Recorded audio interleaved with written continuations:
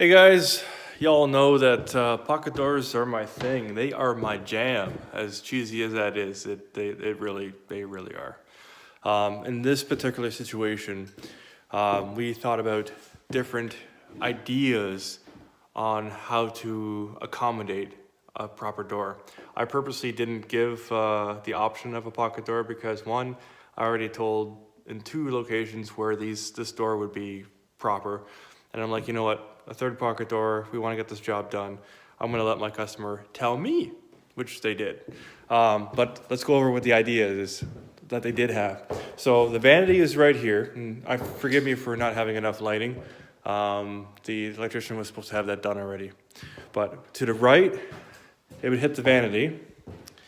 To the left, it would interfere with the shower door. And then if you're facing outwards, again, so I'll come around this way. To the left, it's going to be on this wall, and you could walk past it and get caught up in the door. So nobody wanted that. And then again, to the right, this way, you'd be going into the closet. So nobody liked that. And plus, there's a header up here. This is an 8-foot door, so it would definitely hit the header. Again, nobody would like that. So, and then, oh yeah, there was the other one where they would have, what do you call it, low battery. They wouldn't have that, but I just got the low battery sign. The bifold doors, so two separate doors actually. There was a bifold option to come across, and then they wanted two doors, like kind of Western doors with the double-way hinges, like the two-way hinges. That kind of would have worked, but it's a husband and wife, and their kids are off to their own adventures, so they don't really need to have that kind of privacy, as was told to me. So, pocket doors that slide into the wall, kind of like Star Trek. This does have to be greased. There's two versions of this kit that they had, and this is the cheap one. This was actually previously installed, so I'm installing somebody's old hardware. Now the second kit slides so nice. It has different bearings, different rollers. So this was the second door that I did for them. I haven't done the trim, but as you can see, it is very nice. I was hoping I would get the same kind of hardware, so I wouldn't have to force it. And then we have the laundry room door, which again is the same as the first door, as the second trim. I haven't put the door handles on this yet. There. You can hear it, just because of the bearings that they have. But this is what the trim's gonna look like when everything's all said and done. So, well, I'll see what I can do about lubricating that or greasing it up. So that it rolls as nice as this one. Now, setting up a pocket door, let's just go over this. It's fairly easy. You build your header. Now I usually typically build my header, well, I put the first 2x4 in there. I level it off to the pocket door header there. And then I put in my spacers, and that's where it stands. Then I fill in, this is what I like to do, fill in the door so that you have your ultimate spacer, and it's got the little stopper there. I'm surprised there's only one stopper, but it works really well. The other thing I do with this kit is I reinforce it by adding screws and just making everything level. So I'm constantly using my levels, all three of them, and it turns out really good. I don't have a problem with this style of kit. I have tried the Home Depot extension one where they have going from 36 to 24. I hate that kit. I've used it a couple times. It's garbage because the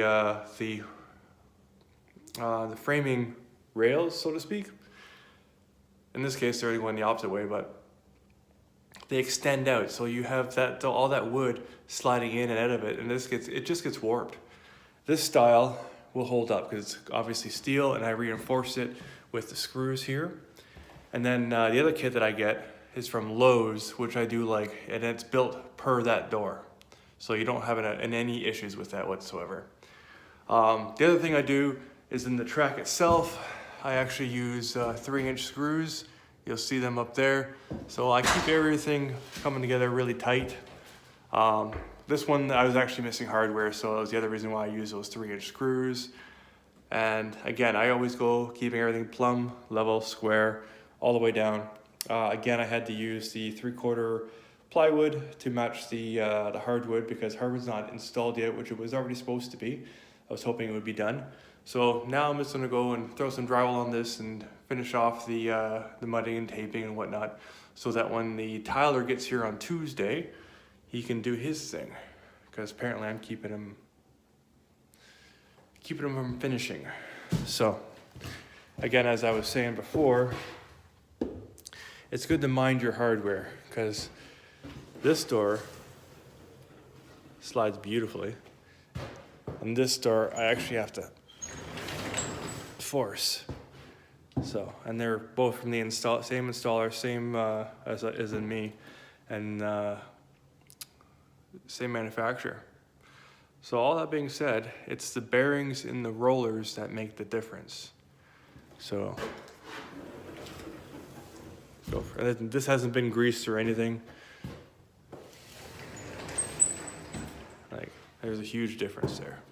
Anyways, it's kind of like just an overview, a brief, and I hope you guys can take something from it.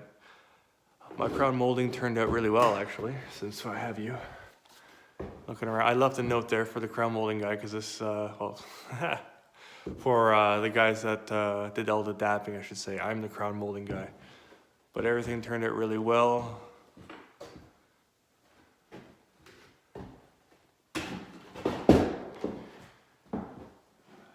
And I'm okay with that. With the walls being as wonky as they are, and the electrician turned everything from the light switches all the way over to here. I'm hoping that he put the fan light switch, or the fan switch I should say, into the bathroom, because it has that moisture detector. And if he didn't, then it's still gonna be not working. So all that being said, thanks for watching, guys. Oh yeah, they also had me, the tile guy had me put a backer board right there. I was trying to save a 1/2 inch, so it gives it a little bit bigger area. It doesn't really need to be there, as you know, but he prefers it to be there, so I sealed it up with silicone all the way around. And that's that.